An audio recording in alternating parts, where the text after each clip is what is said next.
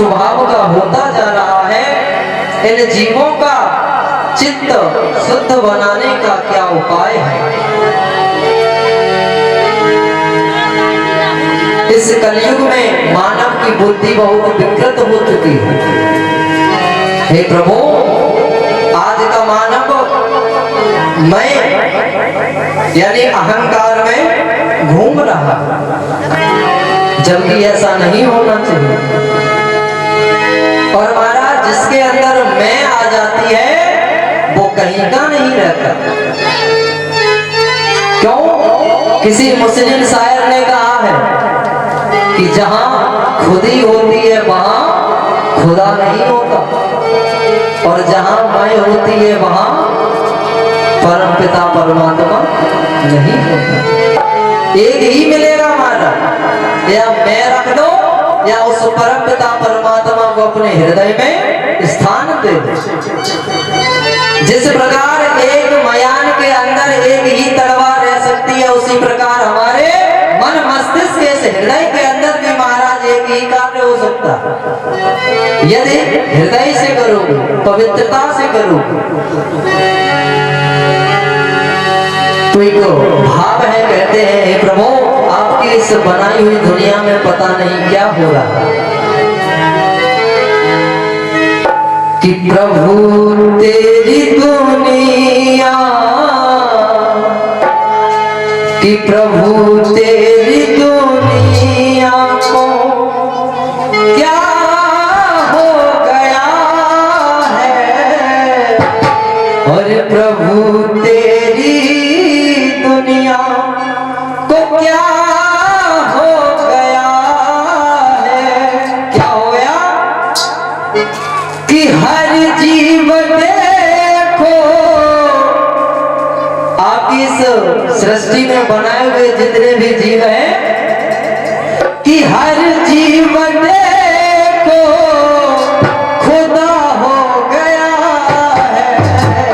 प्रभु तेरी दुनिया, प्रभु तेरी दुनिया क्या हो गया है, प्रभु तेरी दुनिया को क्या हो गया है।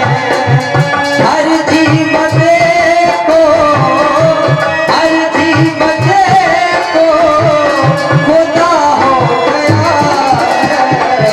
प्रभु तेरी दुनिया, प्रभु तेरी दुनिया को क्या हो गया है, प्रभु तेरी दुनिया।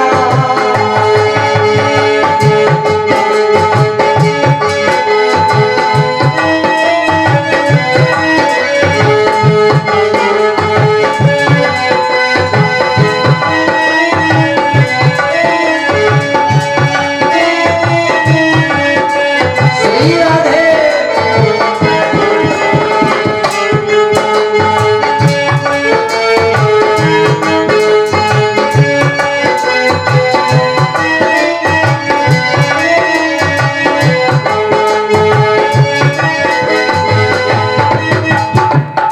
और सुनिए, बताते हैं वो, हे प्रभु, आपकी इस बनाई हुई जीव जगत में जो मानव है, इसकी बुद्धि इतनी विकृत हो चुकी है कि उसके मन मस्तिष्क के अंदर महाराज कोई सद्विचार उत्पन्न ही नहीं होते।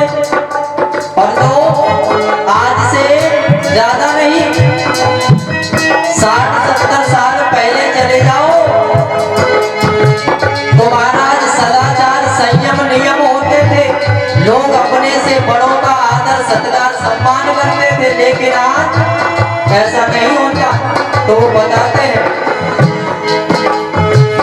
कि गुजरे समय में था सदाचार संयम, गुजरे समय में था सदाचार संयम, गुजरे समय में था।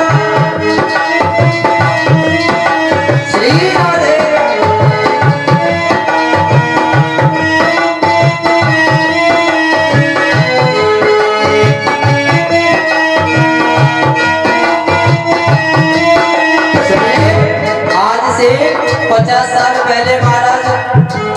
व्यक्ति अपने से बड़ों का सम्मान करता था। यदि कहीं बुजुर्ग रास्ते में मिल जाए तो राम राम प्रणाम करता था। आज के व्यक्ति को राम राम करने में भी महाराज शर्म महसूस होती है। ये क्या जमाना आ गया। और महाराज सुनिए, किसी कवि ने कहा था कि जिस समय किसान के बेटे को गाय के गोबर में यदि बदबू आने लगे उठाने में, बोले कि इसमें बदबू आ रही है, हम हाथ नहीं लगा सकते, तो समझ लेना समय बहुत खराब आ चुका।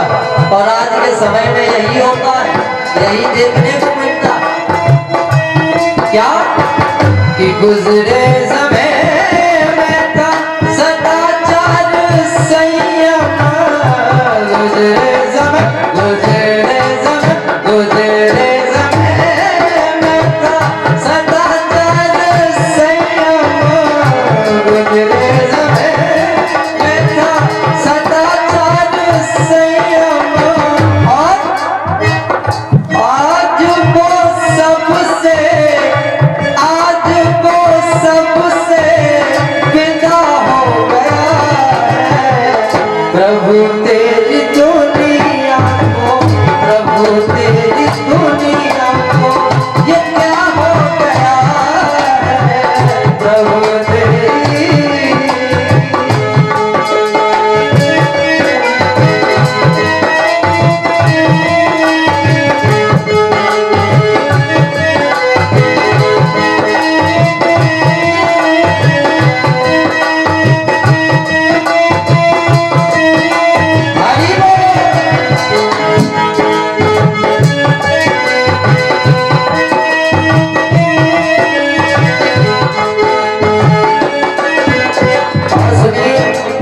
पंक्ति में बताया उस कवि ने कि गुजरे समय में करते थे सेवा, गुजरे समय में करते थे सेवा, गुजरे समय में करते थे सेवा। क्या एक बेटा अपने बाप के चरण चापता था, एक बहू अपने सास के चरण चापती थी, लेकिन आज महाराज देखने को नहीं मिलता। और यदि बोल भी दो तो मुंह फुला के बैठ जाते। और वही बेटा जो पिछले समय में अपने माँ बाप की, अपने बुजुर्गों की इज्जत करता, सम्मान करता, आज वही अपनी बीवी का महाराज गुलाम बना बैठा, इशारों पे नाचता। गुजरे समय में करते थे सेवा, गुजरे समय में करते थे सेवा, लेकिन आज आदमी बीवी का, आज आदमी बीवी का गुलाम हो गया है। आज आदमी बीवी का गुलाम हो गया है। प्रभु तेरी दुनिया को क्या हो गया है। प्रभु तेरी दुनिया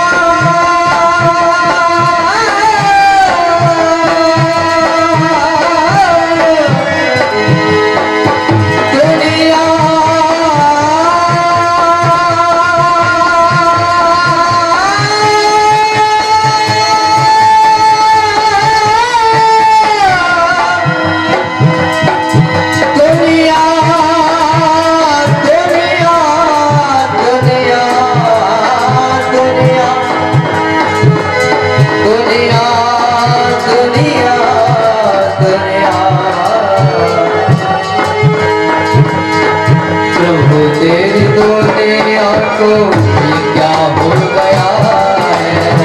प्रभु तेरी दुनिया को क्या हो गया। क्या बोलना पड़ेगा? जोर से बोलना पड़ेगा, और जोर से। कहा हे प्रभु, आपकी इस बनाई हुई दुनिया को पता नहीं लगता क्या होगा। तो बताया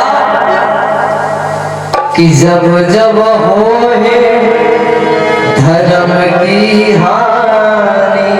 जब जब हे राजा ना, हे सोनकरी की ऐसा होता है तो रामायण में बाबा गोस्वामी तुलसीदास जी कहते हैं, बतलाते हैं कि जब जब होए धर्म की हानि, जब जब इस धराधाम पर धर्म की हानि होती है, अधर्म बढ़ता है, उस समय और बाढ़े असुर अधम अभिमान। जब जब इस धराधाम पर धर्म घटता है और अधर्म बढ़ता है, अत्याचार होता है, पापाचार होता है, असुर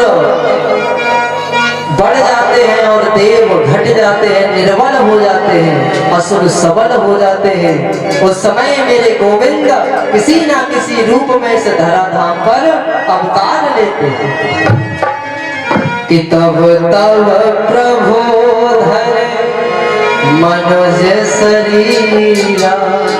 तभी तभी इस धराधाम पर मेरे गोविंद मनुष्य रूप में अवतार लेते कि तब तब प्रभु धरे मनुष्य शरीरा और हरहि सदा सज्जन जन पीरा। जो गाय पृथ्वी देव संत ब्राह्मण कष्ट पाते हैं, उन्हीं के कष्टों का निवारण करने के लिए मेरे गोविंद इस धराधाम पर अवतार लेते हैं, प्रकट होते हैं। किसी कवि ने बताया है कि प्रभु अवतार कब लेते हैं कि विप्रधेनु सुर संत हित और लीन मनोज अवतार। प्रभु विप्र यानी ब्राह्मण, धेनु यानी गाय, सुर देवता कि विप्रधेनु सुर संत हित, संतों के हित, लीना मनुज अवतार। मेरे गोविंद इस धराधाम पर अवतार लेते हैं। शुद्धेन विद्यते जन्मांतरे भवेत पुण्यं तदा भागवतं लभेत। हे सोनक ऋषियों, इस घोर कलयुग में प्रत्येक व्यक्ति का स्वभाव आसुरी प्रकृति का हो गया, और जब मनुष्य के जन्म जन्मांतरों के महाराज पुण्यों का उदय होता है और पापों का क्षय होता है, उस समय जाकर के हमें ये भागवत कथा श्रवण करने को मिलती है, उससे पहले नहीं।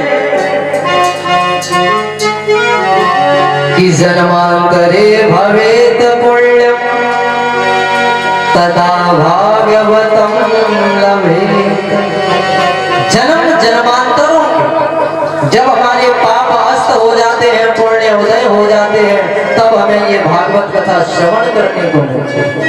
और हे सोनक ऋषियों, तुम्हारे हृदय में भगवान के प्रति इतना अगाध प्रेम देखकर मेरा हृदय गदगद हो गया, इसलिए मैं तुम्हें संपूर्ण सिद्धांतों का निचोड़ सुनाता हूं।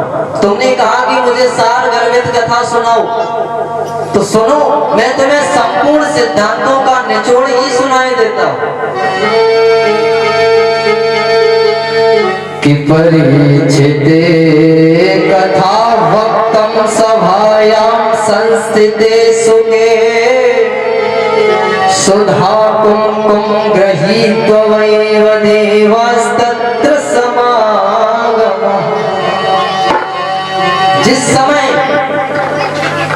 ये कथा महाराज है क्या, इस बात पर गौर करेंगे। ये कथा आखिर है क्या? जिस समय सुखदेव भगवान राजा परीक्षित को कथा सुनाते, उस समय देवता अमृत का कलश लेकर के आते हैं और सुखदेव भगवान से कहते हैं, प्रणाम प्रभु, आप आपके चरणों में बार बार नमन है, वंदन है। आप परीक्षित को कथा इसलिए श्रवण करा रहे हैं कि इन्हें डर है कि इन्हें 7वें दिन तक छल डसेगा और इनकी मृत्यु हो जाएगी, तो हम आपको ये अमृत कलश दे देते हैं, आप अमृत इन्हें पिला दो और इसके बदले में ये भागवत कथा हमें श्रवण करा दो। जैसे ही सुखदेव भगवान ने इन वचनों को सुना मेरे प्यारे, तो आज देवताओं को फटकार दिया। क्या बोले कि को कथा को सुधा लोगे को काचह को मणिर्महा। अरे देवताओं, को कथा को सुधा, क्या कथा है और क्या ये अमृत है? तुमने अमृत से इस कथा की तुलना कर दी। कहाँ एक कांच का टुकड़ा हो और कहाँ एक हीरा हो, दोनों को महाराज दिखने में जरूर सफेद होंगे, एक कलर के हो सकते हैं, लेकिन दोनों का कार्य और कीमत अलग अलग है। मणि का कार्य अलग है और कांच का कार्य अलग है। मणि की कीमत अलग है और कांच की कीमत अलग है। तो यहाँ पर अरे शौनक ऋषियों, भगवान सुखदेव ने देवताओं से कहा कि तुमने आज कथा की तुलना इस अमृत से लगाई है। एक कथा जो है भगवान की, वो एक मणि है, पारस मणि, और तुम इसे कांच से इसकी तुलना करते हो, तुम्हें लज्जा नहीं आती? शर्म आनी चाहिए, भगा देते हैं। तो ये कथा महाराज इतनी अलौकिक है, इस कथा से जो जीव यदि मन कर्म वाणी चित्त से श्रवण करे और इसे हृदय में उतारे और उसके बाद उसका अनुकरण करे, तो इस संसार में ऐसी कोई वस्तु नहीं है जो ये भागवत कथा न दे सकती। लेकिन हृदय पवित्र होना चाहिए। बाबा ने भी रामायण में बतलाया कि निर्मल मन जन सो मोहे पावा और मोहे कपट छल क्षेत्र न भावा। गोस्वामी बाबा ने रामायण में साफ बता दिया प्रभु किसे पसंद करते हैं और किसे पसंद नहीं करते। जिसके हृदय में महाराज कपटता भरी है, कटुता भरी है, उसके हृदय में मेरे प्रभु निवास नहीं करते। निवास किसके हृदय में करते हैं? जिसका हृदय शुद्ध स्वच्छ साफ सुंदर सुशीतल और निर्मल होता कि निर्मल मन जन और सोई मोहे पावा कि निर्मल मन जन सोई मोहे पावा और मोहे कपट छल क्षेत्र न भावा। मोहे कपट छल क्षेत्र न भावा। निर्मल मन जन सो मोहे पावा। निर्मल मन जन सो मोहे पावा। मोहे कपट छल क्षेत्र न भावा। मोहे कपट छल क्षेत्र न भावा। मोहे कपट छल क्षेत्र न भावा। जिसका हृदय निर्मल है, स्वच्छ है, साफ है, सुंदर है, उसी के हृदय में मेरे गोविंद निवास करते हैं। वरना महाराज इस हृदय के अंदर कपट कतरनी चलाते रहोगे तो कुछ भी हासिल होने वाला नहीं है। किसी ने कहा है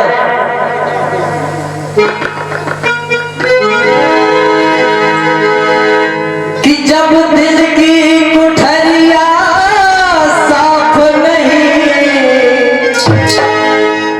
हृदय का जो कमरा है जब वो स्वच्छ नहीं है तो कुछ भी कर लो मारा।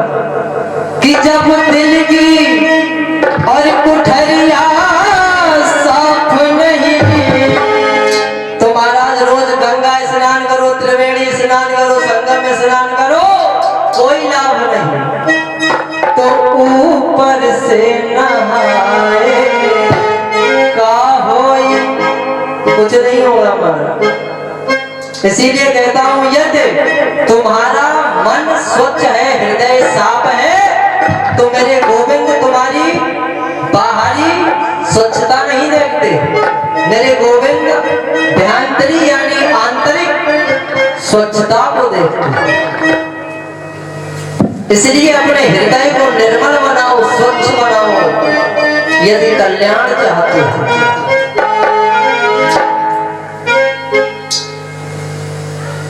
तो आज देवताओं ने हाथ जोड़े, कहा हे प्रभु हमें क्षमा करिए, हम आपकी कीमत और आपकी इस कथा की कीमत को समझ गए। ये कथा महाराज देवताओं तक को दुर्लभ सिद्ध होती है, यहाँ पर सुलभ नहीं है। सुलभ किसे है? हमारे और आपके जैसे मनुष्यों को। इसीलिए महाराज देवता इस धराधाम पर आने के लिए तत्पर रहते हैं, तरसते हैं कि कैसे भी करके हमें इस मृत्यु लोक में जन्म मिल जाए। और हमें आपको उस परमपिता परमात्मा की कृपा से ये 3.5 हाथ काया रूपी शरीर मिल भी गया, तो हम इसकी कदर नहीं करते, इस दुनियादारी की चटनी घिसने में ही समय निकाल देते। यहाँ आकर महाराज 99 के चक्कर में पड़ गए, सोचते हैं 100 हो जाए, और वो 100 होने वाले नहीं, तब तक तुमने अपना ये जीवन व्यर्थ गवा दिया। और जब ये जीवन व्यर्थ गवा दोगे मेरे प्यारे, तो उस परमपिता परमात्मा को अपना ये मुख दिखाने के काबिल नहीं बचोगे। क्यों? इस दुनिया में आए हो तो हम और आप किसी की अमानत है। जैसे हम और आप किसी सुनार के पास जाते हैं, कोई चीज गिरवी रखते हैं, कहते हैं इतने समय में हम ले जाएंगे, और नहीं ले जाते हैं तो वो चीज डूब जाती है, नहीं मिलती। इसी प्रकार उस परमपिता परमात्मा ने हम पर तरस खा करके 84,998 योनियों में भ्रमण कराया, तब जाकर के 99 नंबर पर ये मानव योनि का जन्म मिला तुम्हें, और उसे इस संसार सागर की दुनियादारी में व्यर्थ में गवा देते। यदि इसका महाराज उद्धार चाहते हो तो उस परमपिता परमात्मा का भजन करो। जब तक जीवन में भजन नहीं, तो इस जीवन का उद्धार संभव ही नहीं। तो हे सौनक ऋषियों, मैं तुम्हें एक सार गर्भित कथा सुनाता हूँ, सुनो। एकदा हि विशालायाम चत्वारि ऋषयो संगयो अमलः सत्संगार्थ समायतः ततस्तत्रं नारदः। अरे सौनक ऋषियों, एक दिन विशालपुरी में बेचारों निर्मल ऋषि सत्संग के हितार्थ से आते। कौन से ऋषि महाराज? सनक, सनंदर, सनत, सनत कुमार, ये 4 ऋषि सत्संग के हितार्थ इस मृत्यु लोक में आते हैं। जब आए तो उन्होंने देव ऋषि नारद जी को देखा, दृष्टि पड़ी। नारद जी जल्दी जल्दी जा रहे थे, तो चारों ऋषियों से नहीं रुका गया। उनकी दशा को देख करके बोल पड़े कि कथम ब्रह्मण दीन मुखः कुतश्चिंता तुरो भवान् त्वरितं गम्यते कुत्र कुतश्चागमनं तव। कथम ब्रह्मण दीन मुखः, हे देवर्षि आपका मुख उदास क्यों है, और आप जल्दी जल्दी कहां जा रहे हैं? तो नारद जी ने कहा, हे प्रभु, मैं इस मृत्यु लोक को देवोत्तम लोग मान करके समझ करके इस पृथ्वी मैया पर आया। यहाँ आकर मैं पुष्कर में गया, प्रयाग में गया, काशी में गया, हरिद्वार, गोदावरी, कुरुक्षेत्र, श्री क्षेत्र, रामेश्वर, सेतुबंध आदि सभी तीर्थों में मैं गया, लेकिन मेरे मन को कहीं शांति नहीं मिली। जहां भी जाता हूँ, जितनी देर के लिए उस मंदिर प्रांगण में रहता हूँ, तब तक तो मेरे मन को शांति मिलती है। जैसे ही उस पवित्र स्थान से बाहर निकलता हूँ तो हमारा मन पुनः विचलित हो जाता है। हे प्रभु, और मैं जहां जहां अपनी नजर फैलाकर देखता हूं तो मुझे क्या नजर आता है? बोले क्या नजर आता है? तो देवर्षि नारद बतलाते हैं कि ऐसा न विद्या तपोन दानम ज्ञानम न शीलम गुणो न धर्मः। अरे ऋषियों, मैं जिधर अपनी नजर घुमा के देखता हूँ मुझे कहीं ऐसा न विद्या तपो न दान, ना मुझे कहीं ज्ञान नजर आता है, ना मुझे कहीं तप नजर आता है, ना ही मुझे कहीं दान नजर आता है, ना ही मुझे किसी में ज्ञान और ना ही किसी में नम्रता नजर आती है, तो और ना ही कहीं धर्म देखने को मिलता है। जब ऐसा नहीं मिलता है तो वे मनुष्य कैसे हैं महाराज? कितने मृत्यु लोके सबु विभार भूता। जो मनुष्यों के अंदर महाराज न ज्ञान है, न शील है, न दान है, न धर्म है, न जप है, न तप है, ऐसे मनुष्य कैसे हैं? किस श्रेणी के अंतर्गत आते? कितने मृत्यु लोके वे मनुष्य से पृथ्वी मैया पर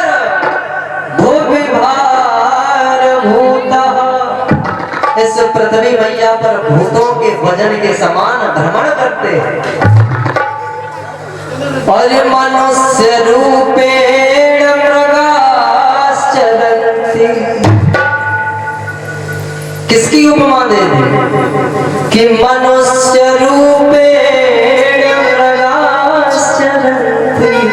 मनुष्य के रूप में अवश्य है, लेकिन महाराज मृगों की भांति पृथ्वी मैया पर अपने भरण पोषण में लगे। अपना उदर तो महाराज एक जानवर भी भर लेता, अपना पेट को एक जानवर भी भरता है। जो काम पशु करता है वही हम करते हैं, तो हम में और पशु में फिर महाराज अंतर ही क्या बचा? पेट हम भरते हैं तो पेट वो भी भरता है, विष्ठा हम करते हैं तो विष्ठा वो भी करता, बच्चे हम पैदा करते हैं तो बच्चे वो भी पैदा करता। क्या अंतर बचा?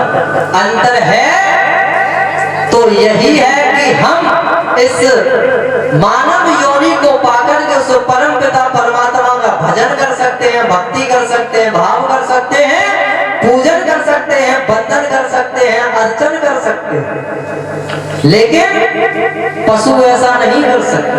इतना ही अंतर है। और यही अंतर हमें महाराज,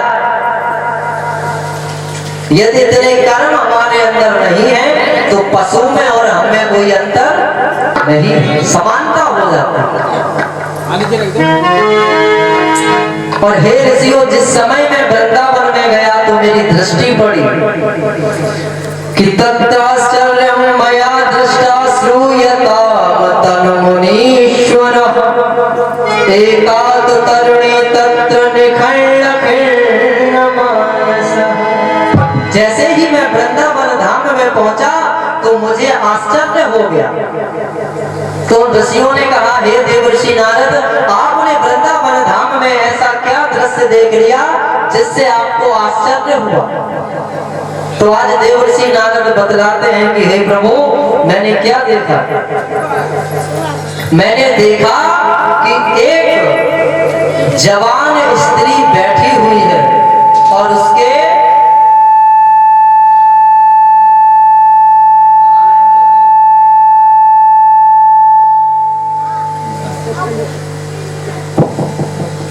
एक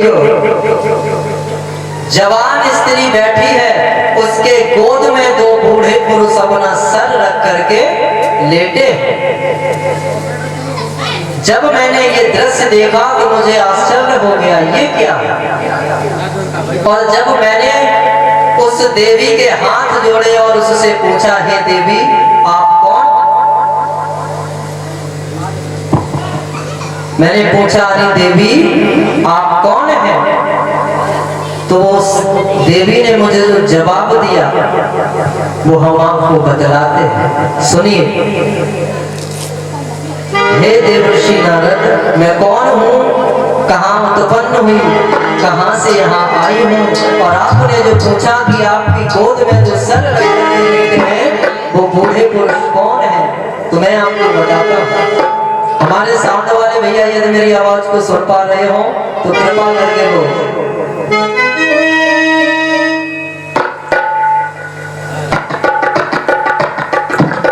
बतलाती हैं आज भक्ति मैया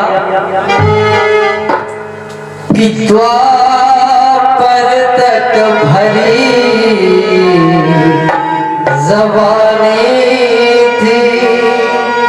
सुनिए हे देवर्षि नारद, जिस समय द्वापर युग चल रहा था उस समय तक मैं तरुण अवस्था में थी, जवान थी।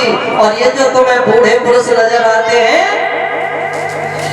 ये कैसे थे कि द्वापर तक भरी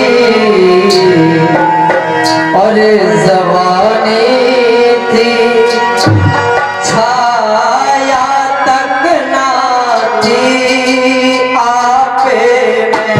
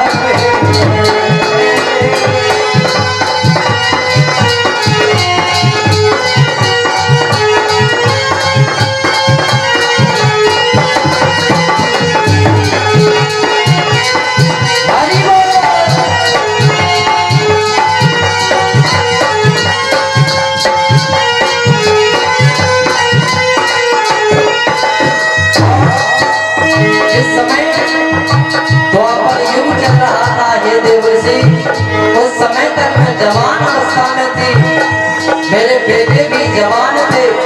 जैसे ही इस कलयुग का आगमन हुआ उसी समय से मैं तो जवान ही रही, लेकिन मेरे बेटे वृद्धावस्था को प्राप्त हुए। और आपने पूछा कि मैं कौन हूँ, तो मेरा परिचय सुनो।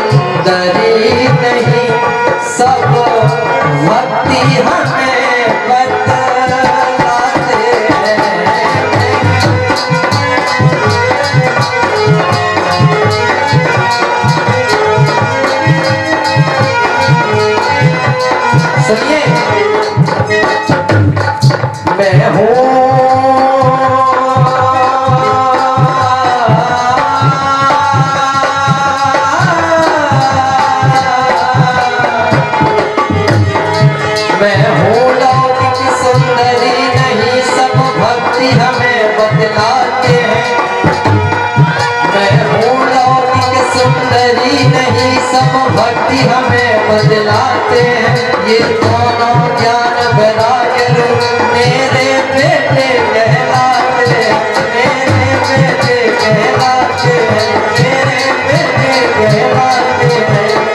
और सुनो, जब से पृथ्वी पर कलयुग ने अपना अधिकार जमाया है, हे देवर्षि नारद, जिस समय से इस पृथ्वी मैया पर कलयुग आया, कि जब से इस पृथ्वी पर अपना कलयुग अधिकार जमाया है, जीवों की रुचियां सुरी हुई, सब ओर धर्म सचाया है, सब ओर धर्म सचाया है, सब ओर धर्म सचाया है, सब ओर धर्म सचाया है। जीवों की रुचियां सुरी हुई, जीवों की रुचियां सुरी हुई, सब और अधर्म सचाया है। जीवों की रुचियां सुरी हुई, सब और अधर्म सचाया। जीवों की रुचि आसुरी हुई, सब और अधर्म सा छाया। आपने पूछा मैं कौन हूं, तो हे प्रभु मेरा नाम भक्ति है।